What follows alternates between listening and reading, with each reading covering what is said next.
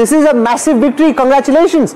Yes, Rahul ji, मैं समझता हूं कि अभी ये तस्वीर, अब तो रुझान है, मगर हम जब लोगों ने हमसे पूछा, हमने 175 प्लस की अपेक्षा की थी, लेकिन जो ग्राउंड पे दिखता था, जो ग्राउंड पे लोगों का मोदी जी, नीतीश जी में विश्वास था, वो अद्भुत था। यही कारण था कि उसको लोगों ने इतना बड़ा परिणाम दिया है। रुझान है, मुझे पता है, लेकिन रुझान में भी इस तरह से जाना और लगातार सुबह से बढ़त बनाए रखना, ये एक बड़े परिणाम का झलक है। और हम तो बिहार के 78 जगहों पे जब हम जहाँ गए, लोगों के मुख से सुने, जो आज मखाना उद्योग से, आप तो स्वयं तालाब में तैरते हुए दिखे थे मुझे, जो मखाना बनाते हैं वहां पे मैं आपको तालाब में देखा था, वो कितना बड़ा आज रोजगार का साधन है उस मखाना बोर्ड बनने के बाद। और इसके साथ साथ चाहे वो लोगों की गली हो, सड़क हो, पानी हो, नहर हो, हम इस बिहार में, राहुल जी आज एक बात आपको बताएंगे, हम लोग नहर पे पुलिया बनाने के लिए अनशन करते थे पहले और नहीं बनता था। आज नदी पे पुल कैसे बन जाता है, ये सब बिहार ने एक 20 साल के अवधि लगी है, लेकिन जो मोदी जी और नीतीश जी के प्रति विश्वास आया है, उसने जाति की दीवारें तोड़ दी है। Rahul ji, Shiv has a question for you. Manoj ji, no caste bar now. Manoj ji, Mahagathbandhan का स्क्रिप्ट गलत कैसे गया? How did it go so wrong आपके ओपिनियन में? और आप तेजस्वी और राहुल के लिए क्या गाना गाएंगे? What song will you sing for them? Mahagathbandhan का नुकसान उसी दिन हो गया था जब उन्होंने शहाबुद्दीन अमर रहे कहा था तेजस्वी बाबू, और कांग्रेस ने महागठबंधन के सपनों को चूर कर दिया था जिस दिन उन्होंने छठ माता की पूजा को ड्रामा का। क्योंकि देखिए, गली गली लोगों को सुविधाएं देने वाला नीतीश जी की सरकार, मोदी जी का साथ, तो ये दो चीजों ने जो किया है उसको तो हम लोग एक चुनाव में एक गीत गाते थे जो बिहार का प्राइड बन के निकला कि माटी को सोना करने वाली कलाकारी हैं जी, हाँ हम बिहारी हैं जी। Very proudly everyone is singing, हाँ हम बिहारी हैं जी। आज जोश में मैं देख रहा हूँ, जब ये जीत रहे होते तब गाने को बोलो तो पट से गा देते हैं, जब हार रहे होते जीतते को गाने को बोलो तो बिल्कुल इनका मन ही नहीं करता। इनको लगता है कि गाना ही नहीं समझ में आ रहा, क्या बोलूं कुछ गाने को। मेरे को लगा मना करोगे आप शिव को, आप तो एक झटके में ही गा दिए। वाह मनोज जी वाह। शुभराष्ट्र आपसे कुछ पूछना चाहती है। First time was luck. I thought he was gonna say no to you, but yeah he is winning, so he is happy. थोड़ा और भी फरमाइश कर सकते हैं। Good run, you had the Delhi elections, now you had the Bihar elections, he is been star campaigner in both. Started with Delhi, ending with Bihar. Good luck. अब थोड़ा सा शर्मा रहे हैं, ठीक है। हाँ शुभराष्ट्र मनोज जी, चूंकि बहुत सारे महत्वाकांक्षी वोटर्स ने भी इस बार फिर से एनडीए को जिताने में बहुत बड़ा योगदान किया है, मैं एक स्पेसिफिक पॉलिसी लेवल प्रश्न है ये, हमारे मिथिलांचल में जो हर साल बाढ़ की समस्या आती है, इंडिपेंडेंस के पहले से भी ये समस्या रही है, इसको लेकर के अमित शाह जी ने बहुत बड़ा बयान दिया है कि हम अगले 1 साल के अंदर इसको सॉल्व करेंगे। क्या ब्लूप्रिंट है, बीजेपी कैसे चाह रही है कि हम इसमें आगे बढ़ें, क्योंकि ये एक बहुत बड़ा मुद्दा है। और दूसरी बात, बिहारी कहना, प्राइड की बात तो है ही, हम सब ने बहुत प्राउडली असर्ट किया है अपने आइडेंटिटी को, लेकिन माइग्रेशन के सवाल पर भी मेरा प्रश्न है कि ऐसा क्या करेंगे बिहार में कि हम जैसे लोग वापस जाएं, जो एस्पिरेशनल कार्डर है वो वापस जाए, क्योंकि जनसुराज जैसी पार्टी ने भी बिल्कुल धता बता दिया हमें ये कह करके कि वो हमारा फोकस ही नहीं है, aspirational Biharis are not our focus. तो मैं ये 2 स्पेसिफिक पॉलिसी लेवल सवाल पूछना चाहती हूँ आपसे। नहीं, बिल्कुल अच्छा है, और इसको हमारी केंद्रीय नेतृत्व ने भी इसको एड्रेस किया है। और जो आपने कहा बाढ़ की समस्या, ये बाढ़ के नुकसान को आज हम लोगों ने बहुत मिनिमाइज किया है, मगर उसे पूरी तरह से सुरक्षित बनाना, ये हमारा इस 5 साल का एक बड़ा रोड मैप इसका बन रहा है। और हमारे नेता अमित शाह जी ने भी इसको कहा, नीतीश जी के एग्जीक्यूशन में और मोदी जी के केंद्रीय नेतृत्व में हम इस कार्य को करेंगे। इसी का एक स्वरूप है कोसी नदी पे बहुत बड़ा ब्रिज। इसी का एक बहुत बड़ा एग्जाम्पल है कि कैसे हम किनारों को सुरक्षित कर रहे हैं, उन पानी को और भी नदियों से कैसे जोड़ करके कहीं सूखा कहीं बाढ़ को हम मिनिमाइज करेंगे, इसका एक अच्छा रोड मैप है। और जो दूसरा आपका एक बात आया, आपने कहा माइग्रेशन। देखिए आज भी ना, आज पंजाब में मजदूर नहीं मिल रहे हैं उतने जितने चाहिए। आज हर स्टेट में कमी होने लगी है, क्योंकि जब आप इंफ्रास्ट्रक्चर बढ़ाते हैं, 7,000 किलोमीटर की हाईवे बनती है, तो काम बिहार में भी है। अभी इस बार हम लोगों ने हर जिले में एक फैक्ट्री अवश्य होगी, ये हमारा संकल्प है। अगर मालूम हो तो बिहार के जो आंकड़े कहते हैं 7.5 करोड़ वोटर अगर आप 243 सीटों पर बांट ले तो लगभग 3 लाख वोट तो हर सीट पर है, और उसमें से भी लगभग 2 लाख वोट पोल हुए हैं। और पिछली बार जब आपने देखा कि ओवरऑल जब रिजल्ट आया तो 0.03% का डिफरेंस था दोनों फॉर्मेशंस के बीच में। इतना क्लोजली कॉन्टेस्टेड चुनाव, जिस चुनाव के बारे में आप लोगों ने ग्राउंड पर जाके कहा कि बिहार की जनता के अंदर यह रिजेंटमेंट तो है कि बिहार हर सूचकांक पर नीचे से अव्वल क्यों है।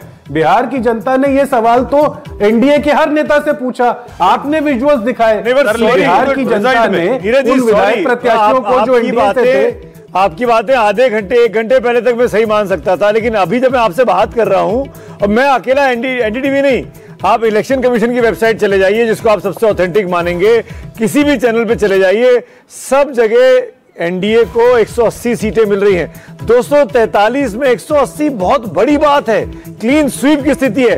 80 सीटों पे जेडीयू और बीजेपी जीत रही है, 79 का आंकड़ा है। इतना बड़ा मार्जिन है, आप 7 पे हैं, आप अपना 19 के परफॉर्मेंस को भी रिपीट नहीं कर पा रहे हैं।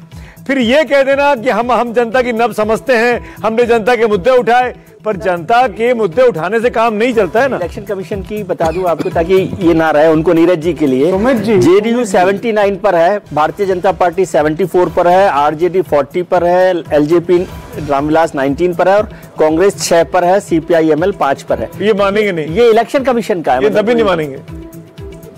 नहीं सुमित जी सुनिए ना, आपने जो न्यू नॉर्मल एस्टैब्लिश किया वो बड़ा दुखद है कि अगर जनता की बात उठाकर और उसको रिजल्ट में अगर रेसिप्रोकेशन नहीं मिलता है और वो नॉर्मल हो जाता है तो इस पर सर ये आपके लिए भी नॉर्मल नहीं होना चाहिए। आज जी ये तो आपके लिए नॉर्मल नहीं होना चाहिए, हमारे लिए भी नॉर्मल। कुमार गुप्ता ही भारी पड़ेंगे, देखते हैं, इंतजार कर रहे हैं।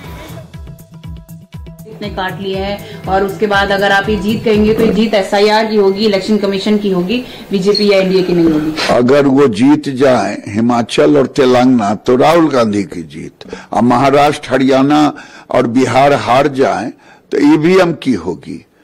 ये किसको मूर्ख अपनी हार स्वीकारे, उनको इनके सामने कुछ बोलने का था, केवल नीतीश कुमार नरेंद्र मोदी को गाली के सिवा तो इनके पास कोई चीज ही नहीं था। सर लेकिन आपने बंगाल की बात करी, बंगाल में तो ममता बनर्जी कह रही है ना तो मैं एसआईआर होने दूंगी और ना ही मैं, जिस तरह से वोट चोरी इन्होंने बिहार में करी बंगाल में। अगर हिम्मत है, इतना कॉन्फिडेंस है, चुनाव के 3 महीना पहले अपने को गुंडागर्दी से हटा ले सरकार से। सरकार मतलब गुंडागर्दी उनकी होती है, सरकारी तंत्र की गुंडागर्दी और बांग्लादेशियों की। To serve with love, so this is a book written by Gyanesh Gupta for mister Modi. Sir Hindi में जानेंगे कि ये जो रुझान है, आपको लगता है कि ये अब महागठबंधन पिछड़ गया है, हार मानते हैं आप? नहीं, अभी शुरुआती रुझान है और शुरुआती रुझानों में जैसा कि मैंने कहा कि ऐसा लग रहा है कि ज्ञानेश कुमार गुप्ता बिहार की जनता पर भारी पड़ रहे हैं, लेकिन इंतजार करते हैं। आप चुनावी मिलीभगत के आरोप लगा रहे हैं। मैं सीधा सीधा बोल रहा हूं, मैं कोई लाग लपेट के साथ नहीं बोल रहा, मैं सीधा सीधा बोल रहा हूं कि शुरुआती रुझान पिछले 2-2.5 घंटे के रुझानों में ऐसा अभी देखने को प्रतीत हो रहा है कि ज्ञानेश कुमार गुप्ता बिहार की जनता पर भारी पड़ रहे हैं। हो सकता है बिहार की जनता जीते। सिकता हमारे साथ बीजेपी हेडक्वार्टर से जुड़ रही है पटना में। सिकता 3 गुना सीटें, 3 गुना से भी ज्यादा, 58 महागठबंधन और एनडीए 181, और यहां कांग्रेस चुनाव आयोग पर आरोप लगाना शुरू कर चुकी है। उसका कोई असर इस वक्त तो बीजेपी कार्यकर्ताओं के दिमाग और उनके मन पर दिखाई नहीं दे रहा है। और मेरे साथ यहाँ पर कुछ कार्यकर्ता हैं जो पहली बार बिहार आए हैं और इस जश्न में शामिल होने आए। वेयर आर यू फ्रॉम, कहाँ से आए हो आप? कोयम्बटूर, तमिलनाडु में। पहली बार आए हैं आप लोग बिहार? नहीं आएगा, फर्स्ट टाइम आएगा। First time. यहाँ पे इलेक्शन जीतने के बाद सेलिब्रेट करने के लिए हम लोग आए थे। बिहार का जो चुनाव होता है, बिहार की जो राजनीति है, जो पॉलिटिक्स है यहाँ की, वो बहुत अलग होती है साउथ इंडिया से। तो आप लोग को समझ है बिहार? हाँ, समझ सकता हूँ, क्योंकि रिलेशन ज्यादा ही है। तमिलनाडु को, बिहार को पहले भी हमको रिलेशन है, क्योंकि यहाँ पे एनडीए का अलायंस है ना, वो एनडीए अलायंस वहाँ भी हम लोग उसी पार्टी में ही है। एनडीए अलायंस के भी झंडा कौन सी पार्टी का पकड़े? एडीएमके के कार्यकर्ता हैं क्या? अभी आ जाएगा ना, अभी आज सेलिब्रेट करके हम कल वापस करेंगे। पहले भी हमको मालूम है, क्योंकि 2 महीने के पहले मुका स्टालिन, एमके स्टालिन इधर आया था प्रचार करने के लिए। उसकी बाद ही वो इंडिया अलायंस का डाउनफॉल शुरू। झंडे के बारे में बताइए, झंडे के बारे में बताइए। एडीएमके, एडपाड़ी के पलनीचामी, अम्मा जयललिता का पार्टी है। समर्थन देने आए हैं आप लोग? तो इसके लिए हम लोग इधर आके उनको अपना वो जो जवाब देना पड़ेगा ना, इसलिए हम लोग आए थे। उसकी बात ही उनको वो इधर आके प्रचार किया था ना, उसकी बात ही वो इंडिया अलायंस के लिए तमिलनाडु में चुनाव है गया। उसकी तमिलनाडु में बीजेपी जोर लगा रही है। आपके राज्य में भी तो चुनाव है, तो आप चाहेंगे कि आपके राज्य में भी चुनाव है? हाँ, यही रिजल्ट अभी हो रहा है ना। 2026 में वो मोदी जी का लीडरशिप का वो गाइडेंस लेके एनडीए अलायंस उधर जीत करेगा। तमिलनाडु में जीत करेगा, एडपाड़ी के पलनीसामी के मुख्यमंत्री बनेगा। आप देख सकते हैं कार्यकर्ताओं का यहाँ पर इस तरह से उत्साह में शामिल होना, लेकिन ये रुझान है, फाइनल रिजल्ट आना बाकी है, लेकिन फिलहाल 185 मुझे लगता है एग्जिट पोल जो दे रहे थे आंकड़े, उसको भी फाड़ चुका है, छप्पर फाड़। 184 एक ही आध था जो शायद 200 दे रहा था, कोई उस पर भी कोई यकीन नहीं कर रहा था, लेकिन 185।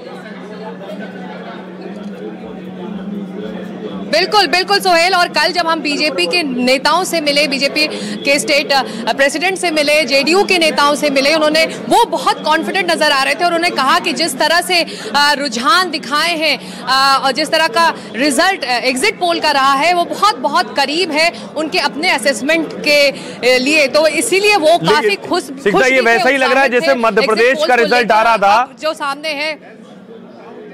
पप्पू यादव कुछ बोल रहा है, पप्पू यादव कुछ बोल रहे हैं, सुनिए। ये जब चल रही है जो चीज, उसको भी स्वीकार करना पड़ेगा। और ये बिहार के लिए दुर्भाग्य होगा। जनता को मैं कुछ नहीं कह सकता, स्वागत करूंगा, लेकिन बिहार के लिए दुर्भाग्य होगा। गिरिराज सिंह ने कहा है कि डे 1 से ही ये तय था कि अराजकता की सरकार नहीं बनेगी, भ्रष्टाचार।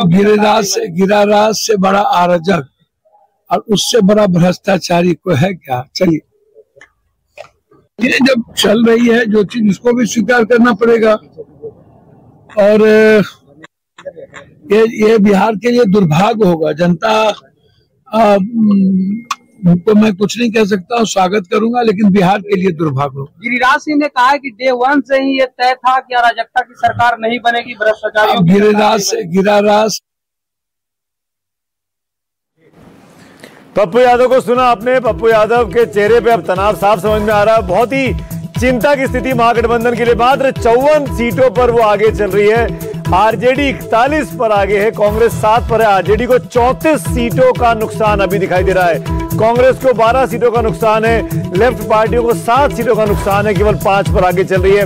और वहीं अगर आप एनडीए की तरफ देखेंगे सोहेल, तो 82 और 78 187 एनडीए, किसी ने नहीं सोचा था। 187 महागठबंधन देखिए हाफ सेंचुरी पर अटक गई है और 188 एनडीए हो गया। 188 क्या 200 टच करेगी विजय जी? बिल्कुल वैसा ही पहुंच रहे हैं, नहीं भी पहुंचेंगे तब भी वो करीब 189 हो गया एनडीए, 2010 तक का होगा। और अब इसमें बहुत बड़ा बदलाव मुझे नहीं दिखाई दे रहा। जैसे अभी हमारे कांग्रेस के मित्र कह रहे थे कि बदल जाएगा राउंड, तो मुझे कोई बहुत बड़ा बदलाव इसमें बीजेपी के नेता भी एक्सपेक्ट नहीं कर रहे होंगे। नहीं, अमित शाह जी ने 160 के पार का नारा दिया था, कहा था कि 160 सीटें जीते, उससे भी ऊपर हो गई है। तो ये नितिन नवीन ने कहा था 200 क्योंकि जन स्वराज की बात बार बार हो रही थी, जन स्वराज का क्या परफॉर्मेंस है, ये सवाल पूछा जा रहा है। मैं बता देता हूँ, कोई परफॉर्मेंस नहीं, मुझे लगता है नोटा से भी कम है। नहीं, सवाल ये पूछा जा रहा है कि जितने इंटरव्यू प्रशांत किशोर ने दिए इस दौरान, एक सीट पे आगे चल, क्या उससे कहीं ज्यादा वोट मिले? एक सीट पे आगे चल। नहीं, सवाल कुछ और था। अच्छा, जितने इंटरव्यू दिए प्रशांत किशोर ने, उतने वोट मिले कि नहीं मिले? देखिए जरा बेटे बेटियों का हाल क्या चल रहा है। शिवानी शुक्ला, मुन्ना शुक्ला की बेटी आगे चल रही है रघुनाथपुर से। ओसामा शाह, शहाबुद्दीन के बेटे आगे चल रहे हैं। नबी नगर से चेतन आनंद आगे चल रहे हैं। तेज प्रताप यादव पीछे चल रहे हैं। बेटे बेटियों की स्थिति हम आपको बता रहे हैं। तेज प्रताप सोचिए चौथे नंबर पर चल रहे हैं, बुरे हाल हो रहे हैं। संजीव जी 189 एनडीए, ये अप्रत्याशित है और एक्सपेक्टेशन से कहीं ज्यादा है। बस सही बात है, अब विश्लेषणों का समय, अप्रत्याशित, अद्भुत, अनएक्सपेक्टेड। देखिए एनडीए की सरकार बन रही है तो स्पष्ट दिख रहा था, और ऐसा कुछ नहीं है। मुझे 150 155 लग रहे थे, मेरे कुछ साथी जो थे उनको 160 के ऊपर लग रहे थे, कुछ को 130 भी, जैसे किसी भी ग्रुप में होता है, अलग अलग राय होती है। बट ये जो नंबर आया है सर, जेडीयू देखिए ध्यान से, 84 जेडीयू। देखिए ये तो वहां का हीरो नंबर 1 नीतीश कुमार है, इसमें कोई कंफ्यूजन नहीं। 101 लड़के 84 जीतना। एग्जिट पोल में सबसे कम नंबर आप उसको दे रहे थे, उनको, नीतीश कुमार जी को, सीएम फेस के तौर पर। 84 जेडीयू, बीजेपी 78 और देखिए आरजेडी 39 हो गया सर। खैर मतलब वोट जेडीयू के लिए और नीतीश कुमार के लिए पड़ा है। बीजेपी भी पिगी बैक कर रही है, कांग्रेस की उम्मीद थी कि वो आरजेडी पे पिगी बैक करेगी, लेकिन आरजेडी और तेजस्वी की सबसे बड़ी जो प्रॉब्लम रही कि वो अपने कोर वोट बैंक को एक्सपैंड बिल्कुल नहीं कर पाए। और जैसे जैसे उस कोर वोट बैंक में भी शायद ये मैसेज गया कि भाई हमारा घोड़ा नहीं जीतने वाला है, तो वो भी इधर उधर। सर 190 हो गया, 190 50। सुनिए मनोज तिवारी क्या कह रहे हैं। 190 एनडीए हो गया है और 200 की तरफ जा रहा है एनडीए। किसी ने नहीं सोचा था कि 200 तक जाएगा। Many pundits have failed to predict